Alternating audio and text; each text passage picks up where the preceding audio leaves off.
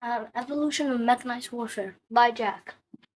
We often think of war as a disorganized, destructive exercise, and mostly it is. However, even the most efficient army needs to evolve over time to ensure a winning outcome.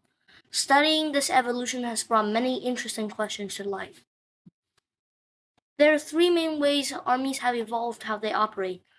The focus of warfare has shifted to leadership, the combination of mechanized and artillery units, and blitzkrieg.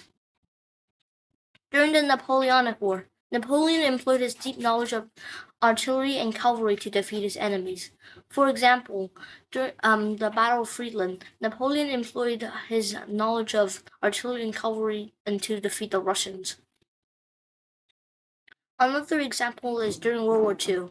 In Africa, a grueling battle of leadership and strategy was being fought between the German Afrika Korps, led by Aaron Rommel, and the British Commonwealth forces, led by Bernard Montgomery. Rommel used blitzkrieg tactics and saw massive success as the First Battle of El Alamein was defeated for good at the Second Battle.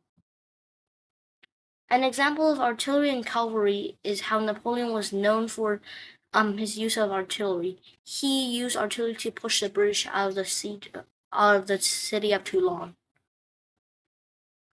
During Operation Bagration, Soviet commander Konstantin Rogozhinsky and Georgy Zhukov used the Soviet Union's large army to defeat the German forces at Minsk, Courland, and the Balkans. The success of the operation showed that these generals were capable leaders. But mechanized warfare has evolved over time. Mechanized warfare heavily relies on tanks and motorized trucks to ensure a quick-paced victory. If they lack oil, nothing can be achieved. An example is in 1942, when Germany lacked oil. It tried to take the oil-rich regions of the Soviet Union, which failed to the horror of the German army. Another example is notable tanks such as the T-34 have powerful firepower and substantial speed, which made it a powerful mechanized unit.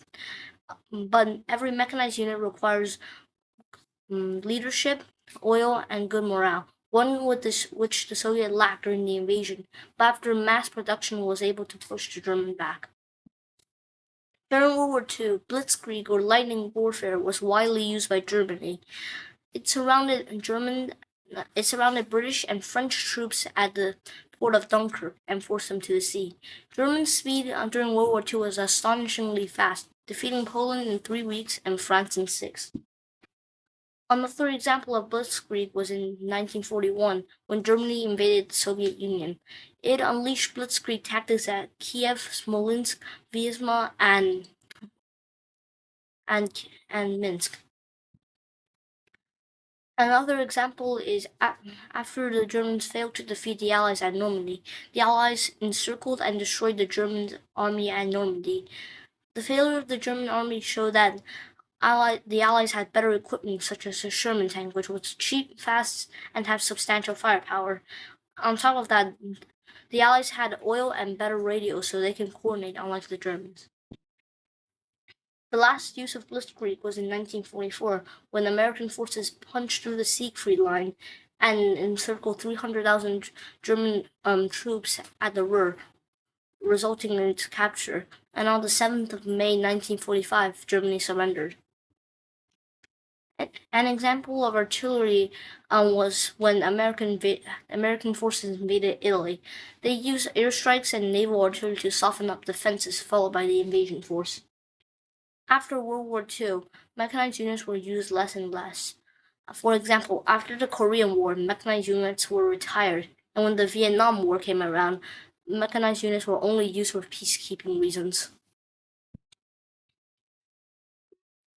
In cities and towns such as happening in Ukraine, mechanized infantry can't move fast, and there are many places for regular infantry to hide, so mechanized isn't the best option. Out in the open country, mechanized infantry can move very fast, and that's where they do well, so that's where they'll be used, as Middletown Military Academy. In conclusion, mechanized units' dominance mechanized units have been dominant since the Napoleonic War and has evolved a lot since then. Instead of using horses, we have tanks. And instead of instead of horses pulling troops, we have cars and trucks.